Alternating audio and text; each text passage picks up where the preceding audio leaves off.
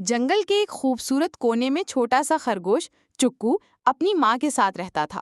چکو کو کھیلنا، دوڑنا اور دوستوں کے ساتھ ہنسی مذاق کرنا بہت پسند تھا، لیکن اس کی ایک عادت بری تھی۔ وہ کبھی کبھار جھوٹ بول دیتا تھا۔ ایک دن چکو نے دیکھا کہ جنگل کے میدان میں بالو ہاتھی اپنا پسندیدہ بال کھیلتے ہوئے چھوڑ کر چلا گیا۔ چکو کو شرارت سوجھی، اس نے بال چھپا دیا۔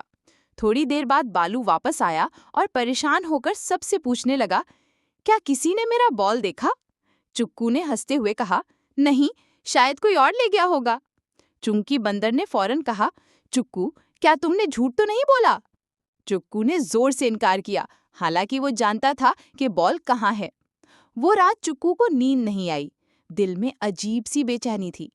اگلی صبح جنگل کے بزرگ بابا الو نے بچوں کو سبق دیا، سچ بولنے والا ہمیشہ بہادر ہوتا ہے اور جھوٹ بولنے والا اندر سے کمزور۔ چکو کی آنکھوں میں آنسو آ گئے۔